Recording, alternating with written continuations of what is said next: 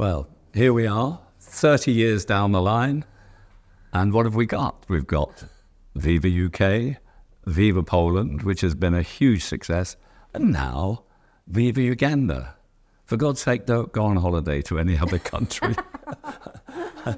It's a long, long way from the start, back at our house in Church Minchell in Cheshire, when we were married back then. That's how long ago it was. And it just seems quite incredible, because what you chose was the most needed campaigning outfit on farmed animals and on diet, which also happens to be the most difficult. It's so much easier to campaign on dancing bears and so on, because people don't have to do anything. They just have to give some money. But what you're asking people to do is to change their diet. And despite that, you've still grown and grown and grown to be the biggest campaigning group in Europe. How do you feel about it now? Oh, that's a big question, Tony. You know what? It's quite anathema to me to think that way and feel that way, because I just get on with it. And I don't think, oh, look, you know. It's just not the way. You know, the only time I really did that was when I went to Viva Poland, and they've got as many staff as we have in the campaigning office. And then I went to the sanctuary, and they've got the same number of staff again. So that's about 50 staff. And I was looking around the sanctuary and I was going, good God, I started all this, you know. And I had one of those moments, but largely I just don't think that way. But as you're asking me the question, I suppose the truth is you just want to do so much more, because you're so aware with the investigations that we have nowhere near finished our job. And I want nothing more for Viva to go out of business for all the right reasons, and we're nowhere near that place. So I can't sit back and go, oh, you know, pat on the back. I mean, I'm very aware that attitudes in the UK have changed beyond all recognition, and I do sometimes have to tell myself that and remember vividly what it was like to go vegetarian when I did, and what it was like to go vegan, because it was so very different, and remind myself that food is so embedded in our culture, isn't it? It's quite a hard thing to shift, like you said, of all things to ask people to change. Diet's quite a tricky one, and so from that perspective, I am aware that, you know, I've heard many other organisations in other countries saying Britain is leading the way, you know, and that, you know, it hasn't happened by accident. It's not just Viva. Well, if Britain's leading the way, it's essentially Viva that's leading the way, because it's the only one that's campaigning on all the issues of veganism. Well, I think we're at the forefront, and we're there, and we're important. I mean, when going back to that decision to set up Viva, what was your true feeling? Did you have a sinking stomach feeling, or were you excited, or a mix? Well, it didn't come at a very good time, because I'd just shut down my television production company. I had no income, and you at that point were director of the Vegetarian Society, and had built it from a boys' club, not a boys' club, but a club, into a campaigning organisation. And then the council decided, we're not going to campaign on animal issues anymore, which was a complete betrayal of you. And I sort of stood back and waited for the eruption. And it didn't come for a few days, a couple of weeks, 3 weeks, and then suddenly one morning you walked out of the veg shop. You just walked out. And I mean, it was like, you betrayed me, so I owe you nothing. That's what it felt like. But what made me laugh was you returned with two strong guys in the van. You took all the filing cabinets with you. They didn't exist till you went there and you saw them as your property. And nobody said a word. They just stood and watched you take them out. And I just thought that was extraordinary. But they didn't need them anymore. They weren't campaigning on any of those issues. It took a lot of balls. It wasn't with determination. I did that, they're mine. But then I stood back and watched for quite a few months, actually, about 3 months. And I was waiting for some sort of eruption, and nothing happened. You went and saw a big fur company who wanted to move into animal agriculture, and came back and said, no, not interested. And then anti-fur company. Anti-fur, yeah, sorry, anti-fur. And then Ingrid Ukirk spoke to you and clearly wanted you to lead her outreach into Britain, and you turned that down. And I said, why? You said, I wouldn't be independent. And there was the key to it all. You weren't going to be answerable to anybody. You had, in your mind, what was needed to be done what you were going to do, and you weren't going to be, as you were veg up by the council, you weren't going to be controlled by anybody else. And you became a lady who lunched for a while. I did. Yeah. It was very enjoyable. And then you said, just out of the blue, you said, well, if they're not going to campaign on farm animals, I'm going to do it. And it was like somebody had fired a starting gun. And within hours, you were onto the Charity Commission to get charitable status. You were writing letters, you were on the phone, and it was off. It was gone. Bang. And that was Viva liftoff, if you like. And I just sort of stood back and looked on in wonder, but I found it utterly fascinating. And I got slightly drawn, not slightly, I got totally drawn in, but slightly at the start, looking at words and things that were written, saying, well, wouldn't it be better to do this? And that was sort of like the little magnet that got me in. Well, then I was like, ooh, Tony, you're going to be very useful, please. And then it was like, have you got time to write this media release? Have you? Oh, we're doing a magazine, a supporters magazine. Tony, where's Wardle? You could be very useful here too. Would you mind just editing the first issue? And here you are on issue 90 still editing. Yeah. It was very exciting at the beginning, and that's why, I mean, I also felt that it was a very worthwhile thing to do, but it was exciting trying to build something, help you build something, and you did, and it just grew and grew, and it never faltered. But also, what I find extraordinary is 30 years down the line, you've never borrowed money and you've never had an overdraft, and I find that quite extraordinary. And a lot of people like Audrey Ayton had total faith in you, who she wrote the F-Plan diet book and was editor and owner of Slimming magazine, wasn't she? In fact, she was the first person to set up a Slimming magazine in the UK, which is where most of her money came from. Yeah. And her son, who very sadly committed suicide, asked her to spend the money on vegetarianism, farmed animals specifically. And she was looking for people to fund, and her remit, if you remember, her philosophy was don't fund an organisation, fund a person, because it's people that matter. And she heard me just by chance on Radio 2 giving an interview about youth campaigning I was doing back then. And she phoned me and said, I'd like to speak to you. And I told her about some project that I wanted funded, and she liked that project. So then when I formed Viva, in fact, I wrote her, if you remember, a 5-year strategy for Viva. And I cannot tell you how nervous I was going to that interview. Well, she wouldn't have called it an interview. She would say it's a friend's meeting, but really it was. And we went to her Liberal club in Pall Mall, and it was this all-boys club with the only women in there that literally, like that you see on telly, all smoking cigars and drinking whiskey. And I put this proposal to her, and without her actually coming up with that funding at the beginning, I mean, I don't know whether we could have really launched. It would have been quite difficult, because what she paid for, we had 2 computers, a second-hand franking machine, second-hand photocopier, and of course she paid for all the launch materials for the first campaign. And that was it. Do you remember that? It was either, if that didn't make it, that very first campaign, that was the end of Viva. And so it all rode on that first campaign. What a campaign that was. I just have to say, it sounds like, computers and photocopiers, that in our vast office. it was a tiny little office built onto the side of the garage. Yeah. And surrounded by dairy farmers, and a fox used to come trotting along every so often. It was very, very much in the wilds of Cheshire. Yeah, it's very rural. And there was a mad 25-minute dash every evening to try and get to the last post in Crewe. Nobody died in that. I don't know, because it was left to the last minute. But that was the startup in the middle of nowhere. And the campaign that you launched, I have to say, I've been in awe of you on many occasions, but that one was just quite staggering, because as you say, you knew it had to be a success. And what you did, you found, I don't know how many, 120 teenagers, and got them all to make a statement about how they would like their parents to be vegan or vegetarian, or at least not to hinder them in being vegan or vegetarian.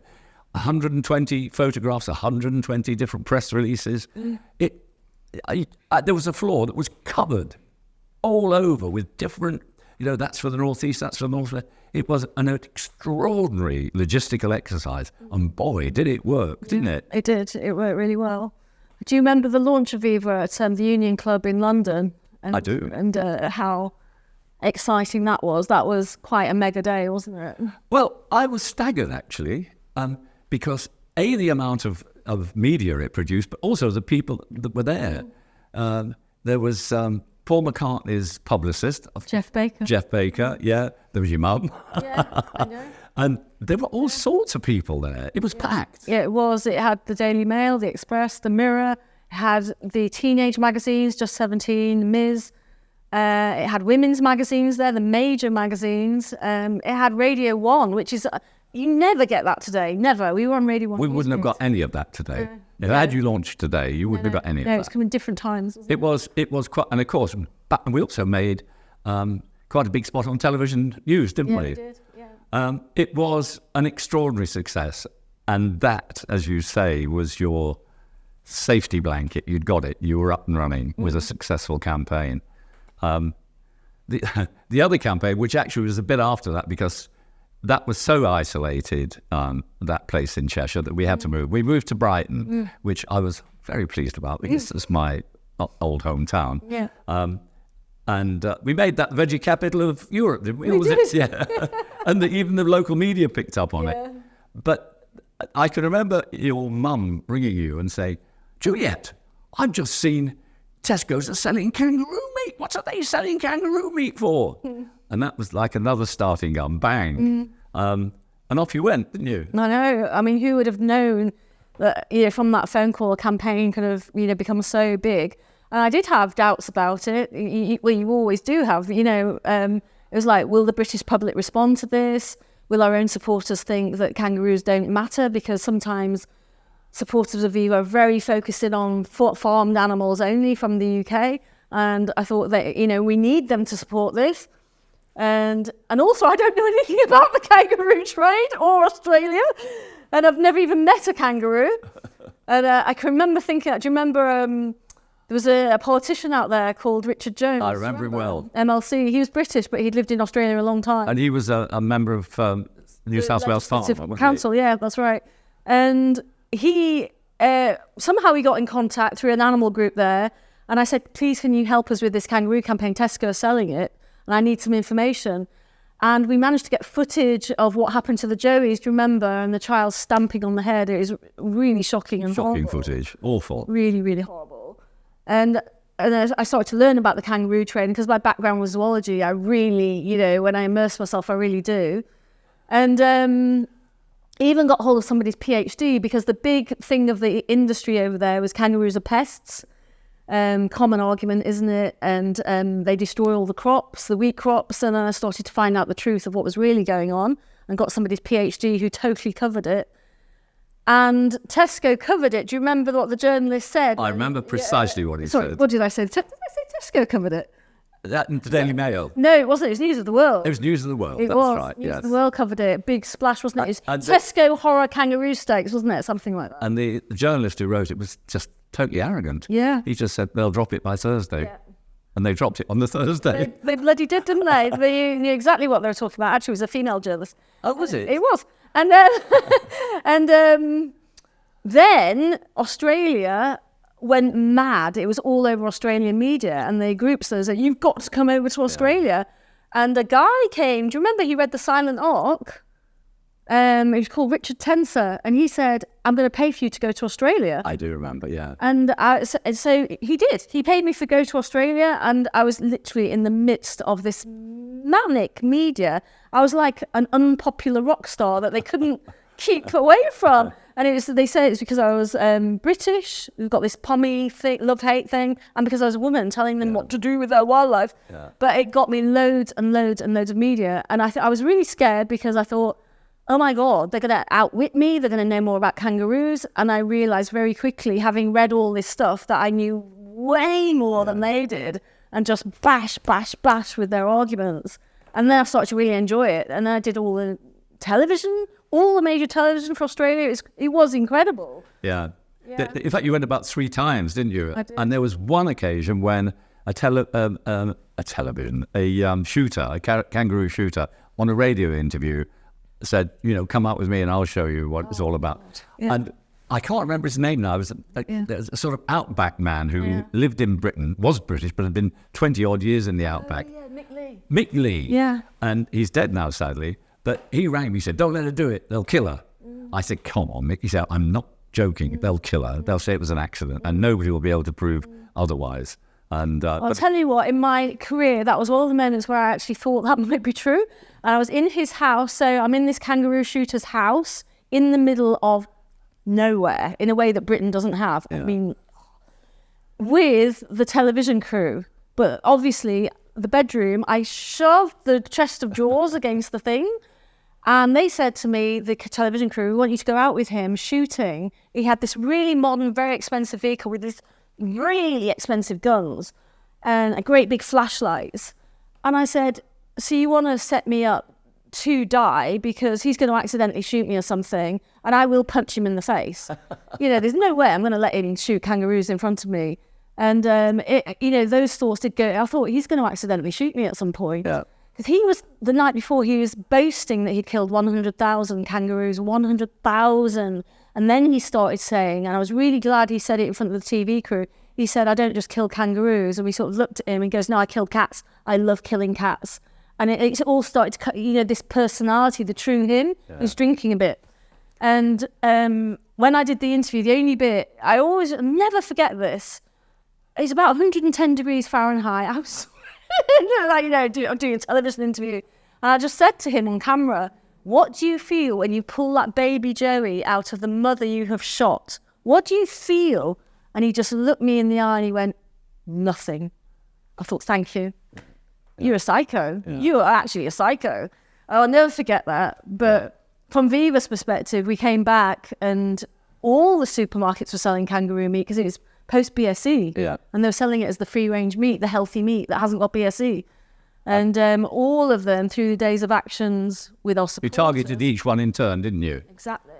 And they took the kangaroo industry. I mean, do you remember they even flew people over to the Brighton one? Yeah. They took it very seriously. They did. But every supermarket dropped kangaroo meat. You emptied the shelves. Exactly. That was quite an extraordinary campaign. It was. I've been many campaigns since then. And more recently, there's been a lot of concentration on pigs, done a lot of exposés of pig farming, which are just, the two that come to mind are Flat House, which when I see that footage, I feel like vomiting every time. And Hogwood, which we made into a Netflix documentary. And that was fascinating because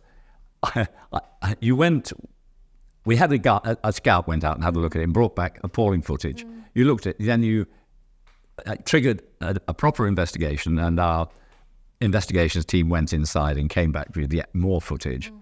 And you were convinced that they were supplying Tesco, that Tesco would drop them. They didn't. I was convinced because it was so bad. And so you sent back another team, and we caught pictures of cannibalism. It was awful, a little pig being eaten alive. And then again, you felt they would drop them. They didn't. No. And I can remember the staff thinking, right, well, we've done the best we can. That's it. And you said, we're going back again. And they went, what? I said, not giving up, not going to desert those pigs. We're going back again. And we went back again and put in hidden cameras, and we got them. We got them. And it was an extraordinary campaign. It took 2.5 years, didn't it? It did. It took a lot of determination. And that wasn't just me, that was Lex who went in at the end and put those cameras in. And I did go into the place and, on film looking, pigs dying in front of you, like Flat House.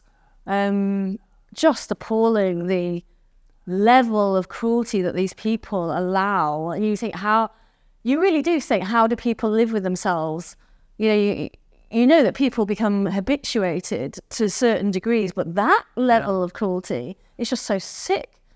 How did you feel about when we said, let's make a documentary out of this? What were you all feeling? I knew there was so much good material because Lex and the team and yourself had been in there, and we had some superb raw material with which to make a film. So I was quite excited. I knew it. I hadn't made a full-length proper documentary for quite a long time.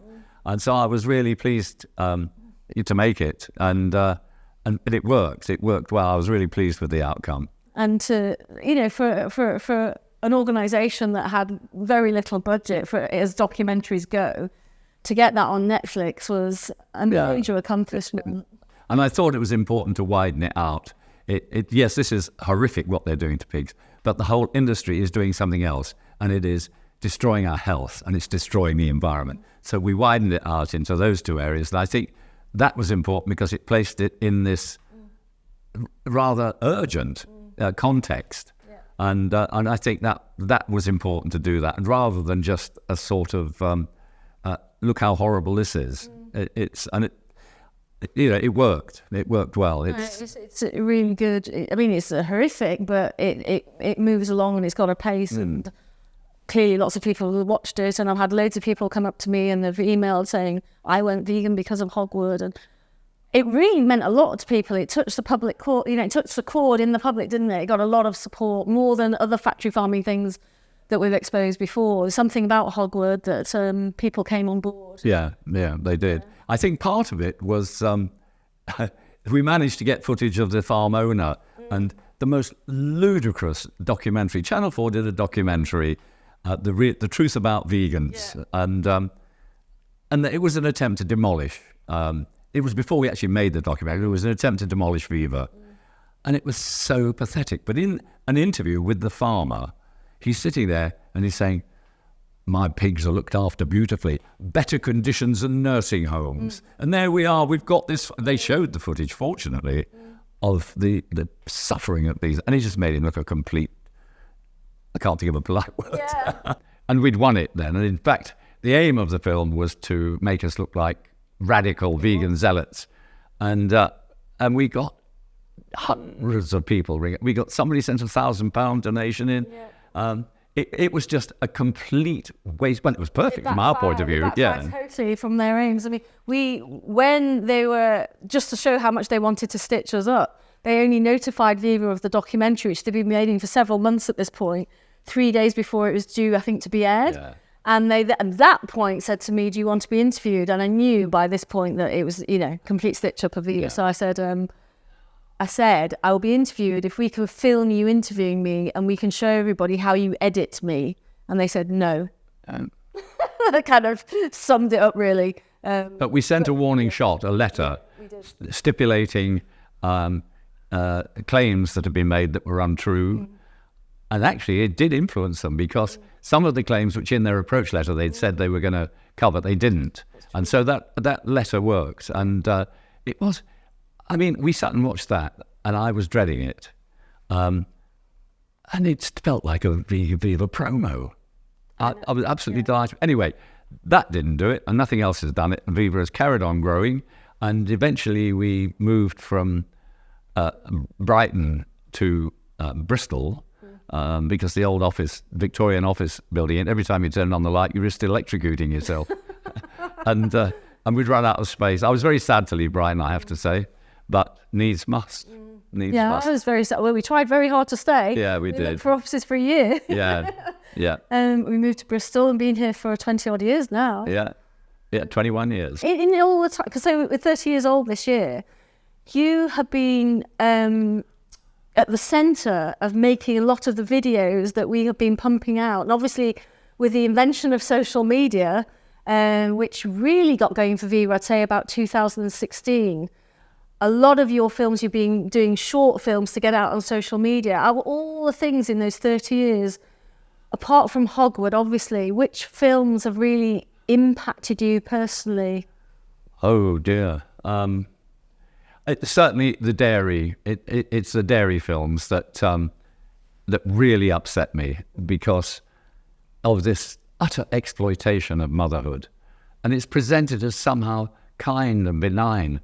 And it's the cruelest industry on earth, forcing mothers into pregnancy year after year after year, taking their cars off them, not caring a damn how they bellow or, how they react to losing, and how any animal reacts to losing its young. And the fact that dairy cows die or are killed at 5 or 6 years old because they're knackered, completely knackered, when they could live to 20, is all that you really need to know about the exploitative nature of the dairy industry. And I've done lots of those little ones, and we have a big one coming up, which I'm looking forward to making. But the dairy industry is the pits. Yeah, I went with Lex again to and Laura to Taffon. That's in Wales, isn't it? In Wales, which supplied First Milk, which is a big, and previously we'd gone around a lot of the dairy farms in the southwest, including those that supplied Cadbury. The really big, all of them were really big names, Arla, Cadbury, and so on. And every time you go in there, they, as you know, they take away the calves from their mothers very, very young. And it's getting even younger. The industry is going towards taking them at just a few hours, not even 1 to 2 days anymore.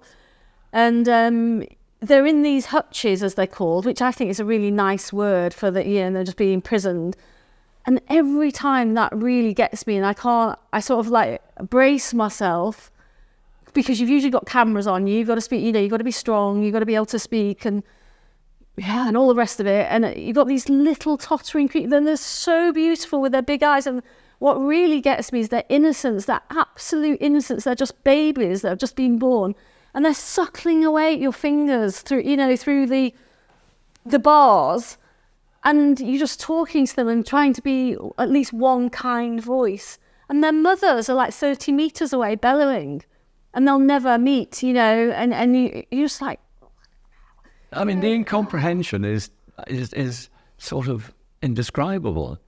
It's just horrible. It's horrible. You can't, there's nothing that can really prepare you for that. It's just obscene. And it's, again, in society, how we have institutionalized cruelty so that it becomes acceptable. But even more clever than that, to make the people that fight it seem as if they're the radical nutcases, and that cruelty is sanity. Yeah, it's the contradiction to me is milk is sold as an absolutely essential ingredient for your children. They'll have broken bones and all that. So what we'll do is we'll exploit the young and the mother of one species, supposedly to promote the health of the young of another species. It's this trade-off. But of course it's nonsense, because the children don't need milk. In fact, better off without it. And you try telling that and not being called a radical, loony, vegan, Marxist, feminist, and everything else. What are they? It's like, Wendy, our patron, who's been Wendy patron for almost all our 30 years. She's a remarkable patron, and so willing to help. And she came into Taffon with me, and before that, remember, she came to Flathouse Pig Farm, which you mentioned, and that really impacted on her. And I felt so sorry for her, because we were walking along the field. You go around the back of these great big industrial sort of units, as they are, and it's dark, and she wasn't feeling that good. And I thought, again, brace myself. I've been into lots of pig farms. I know what I'm going to see. And I almost fell apart, and I'm used to it, and I'm pretty strong, you know what I mean? And went into this pen thing, and this pig is literally dying and thrashing about in so acute pain. And this is the first thing Wendy sees. And we're taking her into a factory farm to show her. So she's talking to camera about what pig factory farming is like. And I could see she could barely speak. And she's just looking like that. And I started to cry. And it's very rare that I would do that on camera. And it was just like, what the? Am I in some kind of parallel universe where people think that this is okay? Because the most of the public would not think that was okay. But they're never shown it. It's not a normal thing, is it, to think that that's okay? Is it? I hope not. You know what I mean. And we're moving along, and the state of these animals, where there's something called a rectal oh my God. Rectal stricture. Thank you. And where there's a blockage where the animal can't, when he or she eats, it can't go through because there's a blockage in the intestine, right? And so they start to balloon out, and they look like, this great big stomach with all the backbone sticking out, and the face is hollowed in. And these poor animals, and of course they should be put out their misery long ago, because they don't recover from that.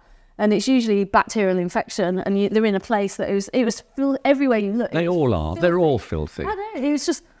I know. I'm talking to camera, and Wendy's coming. And she said afterwards that really, really impacted her very, very deeply. And I think it would any normal person, to be honest. You're just thinking, I mean, Flathouse, you made the, do you remember afterwards I went with Laura and Wendy and confronted the farmer, but he was saying, I'm not the farmer, I own the wind turbines next door.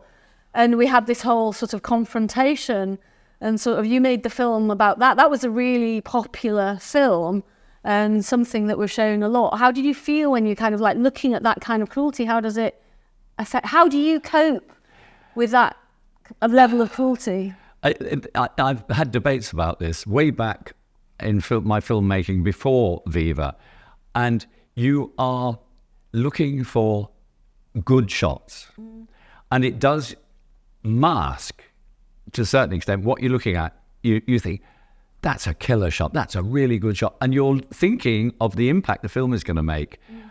And it sounds horrible, but you don't indulge yourself in the cruelty impact of it. You just know that is bloody cruel, and that people have to see that. And it's a little bit like I used to find when I was in threatening situations, when I was a print journalist, I would put a camera to my eye because it reduces the whole thing to 2 dimensions, and the scale is smaller.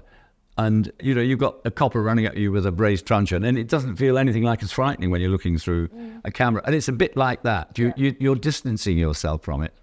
But I have to say, you asked me which film had the biggest impact on me. That was certainly what I said was Dairy, but the other one was the Polish film for the horse export. The start of Poland was happen chance, wasn't it? We wrote a book called The Silent Ark, and we had a telephone call from Poland from some guy called Roman who wanted to translate it into Polish. So we said, yeah, okay, you know, as long as you stick to it and you credit Viva. And then he invited us over for the launch. And we arrived at Warsaw Airport. And I said, Christ, there must be a pop star arriving. Because there were 5 camera crews, there were stills photographers, there were print journalists. And I suddenly realized it was us. We were the pop stars. And so outrageous was the concept of a charity, which didn't really exist in Poland, because charity under communism implies the state can't do everything. There's faults with the state. And we're coming to tell them not to eat meat. And that was the most extraordinarily successful visit. But out of it came, I can't remember, Miroslav, a man who said, I will give you an office to set up here if you will campaign against the export of live horses from Poland to Italy for meat. And we made contact with a group called Animals Angels, an all-female group who used to track these shipments of horses and film them. And they were just so appalling. Very often they'd arrive down in Cagliari in the south, and the horses had to be dragged off with change because they'd kill out. And that was sickening. And I made that film, and 3 times now I've embarrassed myself by showing it in front of a big audience and cried. And I can't, it is so heartrending.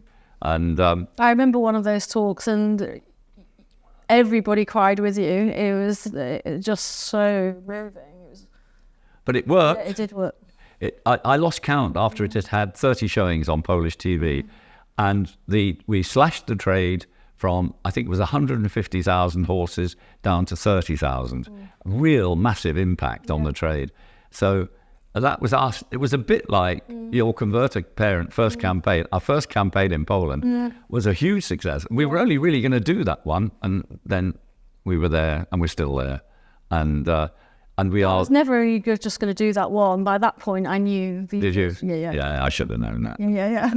Yeah. Because that was beyond the book being translated by that point. But it's now the preeminent animal group in Poland, and which is an extraordinary success. Yeah. I found exactly the same as you. When I used to go inside factory farms, and actually was one of the ones holding the cameras, because back then we had less people, so it was almost like a protection mechanism. It's sort of giving you a job to do and distancing yourself. And then I remember in 2016 we did the first face-off, because nobody was going inside the farm. There were other groups doing it by that point, but nobody was going in the farm and talking to camera about what they were seeing at that point. And I thought, I'll do it. And I found that so difficult, because not only are you not got a camera, you're actually having to describe the suffering of this animal, because the whole point of Face Off was to say to the viewer, it's okay to feel upset. In fact, that's the absolutely right response. I was kind of like giving them permission to feel upset rather than making excuses for everything that happens. Oh, it's cheaper, and all that rubbish, and so personally, it was very, very hard thing for me to do. It's very effective to have you there. People looking at undercover footage of pig suffering is one thing, but to have somebody standing there saying, look at this pig is suffering because, and your absolute passion and repressed anger heightens the whole experience to a different level entirely. I thought it was a brilliant idea, but also I thought it was a very, very effective idea. I remember actually that was the first time our stuff on Factory Farming went viral, and we actually it was on the enrichment cages actually with the egg layers. So I had all these really ill, suffering birds, some of them dead, and I was talking about them and saying, these birds no vet ever visits them. They never experience kindness. And we put it out, and we were watching the views go up, like, dun, dun, dun, dun, dun, dun, dun, dun, dun, dun, dun, and it reached something like, when it got to 100,000, I couldn't believe it. I was like, oh my God. And that was via another group helping us actually called, it used to be called something like the best video or best film you'll ever see. They had a whole site. It doesn't exist anymore. But that was incredible. And I would find that my problem, or difficulty, if you like, real challenge, was after the filming, especially the next day. And I can remember things like I'd walk through Cabot Circus or something in Bristol, and I'd be looking around and everybody's normal. And I'm just thinking, that's when the anger really starts to flow, because you've just seen abhorrent cruelty the day before yourself, and everybody's behaving like everything's normal. And I'm thinking, this world is not normal. What we're doing is not normal. And I'm thinking, and you will have the power to stop this. It's within your hands. And that's my problem, is sort of like immediately afterwards, and having to temper that response, because obviously becoming accusatory and judgmental doesn't actually, it's not the most effective way of changing people, obviously. It's not, and I've tried to bring that approach to our magazine, Viva Life, because what I wanted to do was use the skills that I already got as a print journalist. And I wanted to produce a magazine that was hard-hitting, essentially news-based, but not indulgent. Not, this appalling suffering. Give them the facts, show them the picture. But also I wanted it to be a magazine that would stand against any magazine on a Smith's bookstand, that it would look like a mainstream consumer magazine. And I have to say, I really loved that magazine. And as you said, I'm on issue 90 at the moment. I think I just wanted to, remind you as well that we've done supporter surveys, and of the work that Viva does. Viva Life is so highly valued. I mean, people score different things, and Viva Life comes out, so it's almost at 100%. It is ridiculously high. And I shall take a bow. Yeah, but that's your doing. You've developed it, you've evolved it, you've edited it for, I wanted it not to be a newsletter, like, our poor old contact, Gary in Wales, has broken his heart. Oh dear, Gary, hope you feel better soon. I didn't want it to be that newslettery type of thing. I wanted it to be bang, hard news, good research, and good pictures and good layout. And so there it is. It's good. It's working. Yeah. I don't know if I'll make it to 100. Today I don't feel like I will. I've got to go back to Poland just for 1 minute, because it so impressed me. We were taken up to Sopot, up in the north there, Gdynia and Gdansk, to give a talk. And I don't think I've ever been so angry in my life. We went in, and there were 5 people in the audience. 2 of them were the organisers. So we were talking to 3 people. And the guy who'd organised it, the local guy, said, oh, well, it's quality, not quantity. I said, bullshit, that was neither. And anyway, we went back to Warsaw, And they'd arranged a talk at the Ministry of not agriculture, culture, the Culture Ministry or something like that. And it was a huge, great hall. And I sat there with you waiting for the audience to come in. I thought, this is going to be so embarrassing. And then they started to arrive, and they didn't stop, and they didn't stop. And they just packed out the whole place. And when it came to questions, this is just a thing about Eastern Europe, and particularly communist countries. Nobody asks a question. They make a long, long statement to put it in context and then ask the question. So taking public questions was quite an ordeal, really. Say, get to the point, will you? But you can't do that. But it was utterly packed. And then I realised that maybe Poland was going to be a success. So back from Poland, and so now Uganda. What on earth got into you? You go on holiday to see wildlife, and you come back and you say, I'm going to start Viva Uganda. And I think all the staff went, oh, God. But it's got off with a bang. I mean, I'm amazed. Yeah, it's, I think, really important. I mean, Africa is an incredible continent, and Uganda, the life in that country, Uganda's the size of England, and the amount of life in it is just incredible. And really, when you think about wildlife on the planet, where it really exists in massive quantities, largely you're thinking about Africa.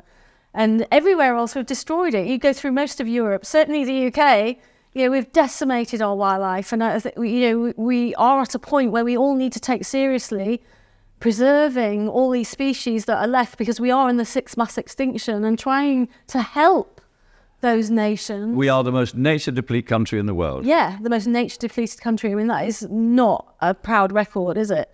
And, like I was saying to you the other day, I know the butterflies, when I was in Uganda, there was news stories about, the decimation of butterflies here.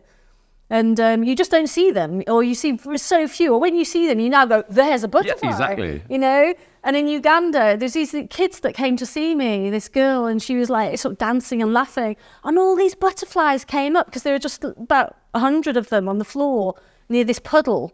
And they just all fluttered up around her. And I was just like watching them, like it was like snowflakes just dancing around her. And these other 2 kids coming, and they're all having a giggle and everything. And I was just chatting with them. But I was actually mesmerised by the life, and we were driving down this savannah. I saw literally thousands of butterflies.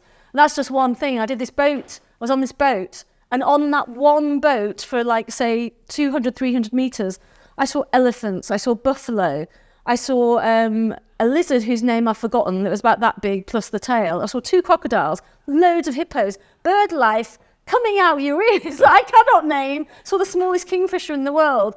Fish eagles. I was on the water, just this, and if you went on a British river, if you see fish, you're lucky, because everything's dying, and it's just all gone. You don't see the bird life anymore. And it's just like, it's still vibrant, it's still alive. There's so much to support there. Why did you decide to open a branch there?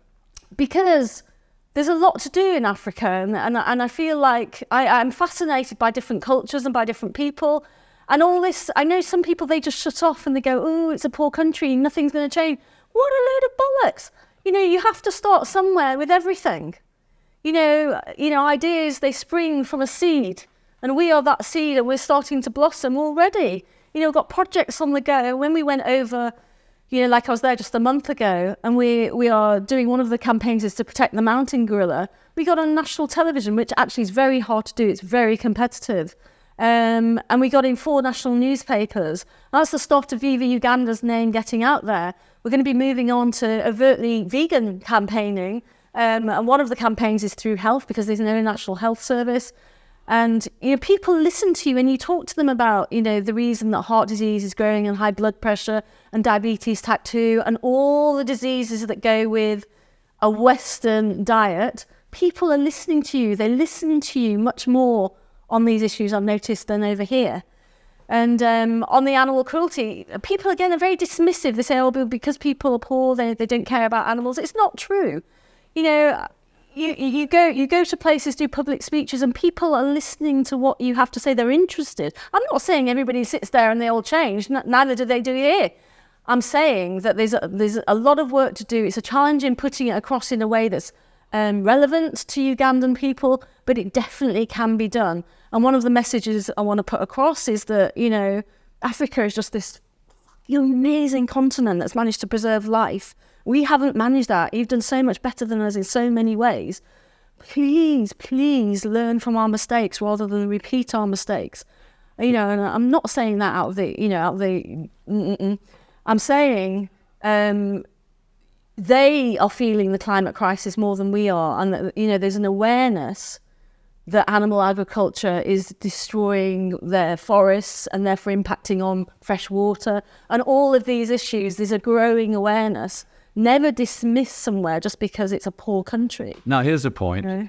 Our main opponents in Poland was the Catholic Church, the Roman Catholic Church, which opposed us bitterly, described us as a cult, said that young people should have nothing to do with us, and that we would pervert their minds. Now, Uganda is a very religious country. Yeah. Is there any likelihood that you'll get a similar obstruction from the churches there?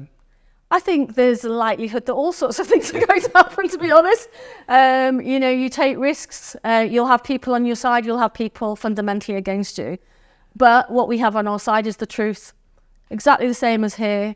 You know the things I've been accused of when I first started Viva. Hitler Youth. Yeah, the Hitler Youth. But regularly, you're a fanatic. You're an extremist. You know, it's not just going to be Uganda or not Poland. Britain was not exactly very good a few decades ago. So, you know, I've been through all that before, and I'm to be honest, when people sort of like want to fight with me, it just makes me more determined. That's just my personality. Now, can I ask you a question? Are you planning on going anywhere new for holidays in the near future? Please say no. I would love to set up Viva in India. Absolutely love to do that. Because of the heavy dairy culture? Because it's got a heavy dairy culture, but also a very anti-meat culture. So you've got a door that's partially open, and millions of people there are vegetarian. And when I've gone to India and you've talked about being vegan, people actually so respect it in a way that doesn't happen in other countries, you know. And I feel that it's just absolutely prime for Viva. I would absolutely love to go. I think we could have an enormous impact, and also the size of the population, the kind of impact that you can have would be huge. 1.2 billion. Exactly. Exactly. That'd be a lot of issues of Viva Life.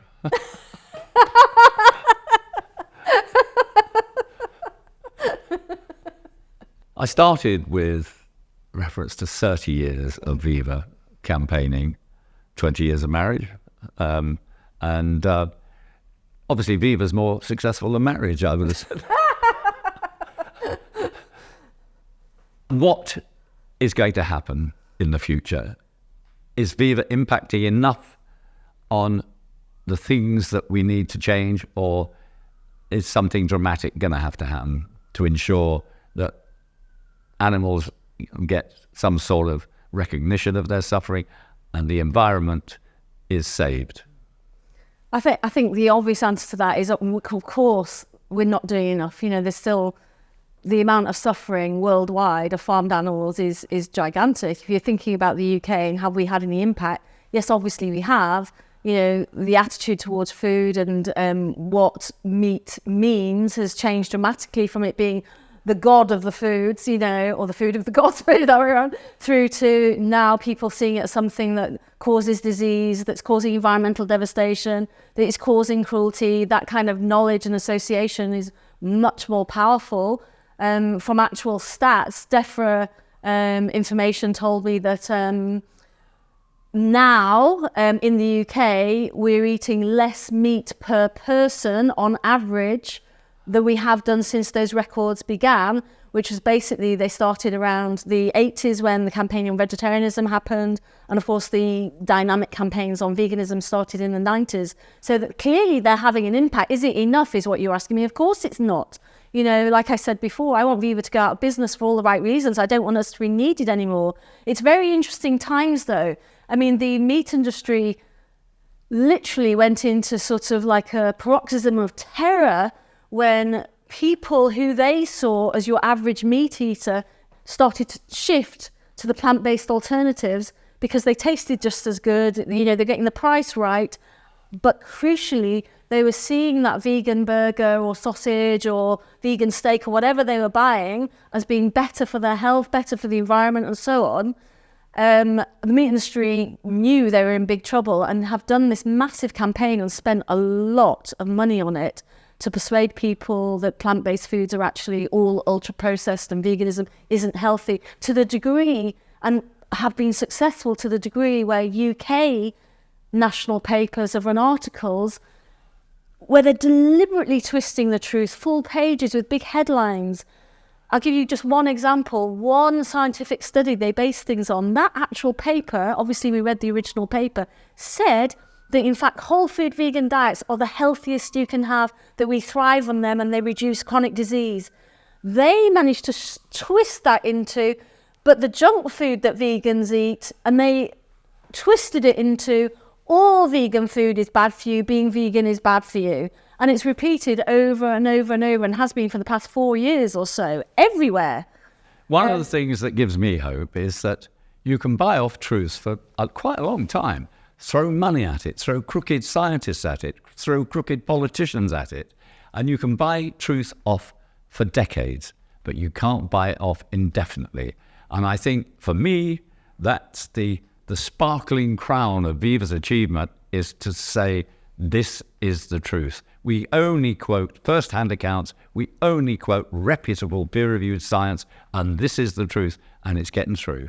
And what I was going to go on and say is that kind of fear from the meat industry actually ironically gives me hope, because they are worried that we are really having a very big impact and we're on the tipping point of actually something very major, where choosing plant-based just became the norm and meat was getting shoved to one side for all the damage that it's doing. And I think we are getting closer and closer and closer to that point, no matter what they do, for exactly the reason you said, that truth is on our side and no one can take that away. Here's an encouraging fact. People tend to think that to win, you have to have 51% of people behind you. Not true. You only need a little, I can't remember who established this, but it's apparently it's true. You only need a little over 20% to create a sort of waterfall effect, a snowball effect. And the change becomes absolutely rapid after that. And we're reaching that point, getting very close to that point. About 16% of British adults have substantially changed their diet. By that, I mean they're either on vegan, vegetarian, pescatarian, or flexitarian, which was defined as eating meat once a month or less, always vegetarian. That is a lot of people who are driving change. And yeah, it is going to happen. And the very fact that, like the United States, 2 states have banned cultured meat because they know their time is up. When you develop a product that's exactly the same as the meat, what possible purpose can actually killing billions of animals have when you're destroying the environment? You know, it's things are going to change. I know it's frustratingly slow, but we are going to win this battle. So your final thought is, was it worth walking out of the Vegetarian Society and starting Viva? Definitely. And we've done so many campaigns and changed so many people and reached billions. And those animals need us. And I want us to just keep growing as a stronger and stronger, more defiant, more bold, more brave organisation, and to really change the world. Well done, Juliet Gellatley. Well done, Tony Wardle.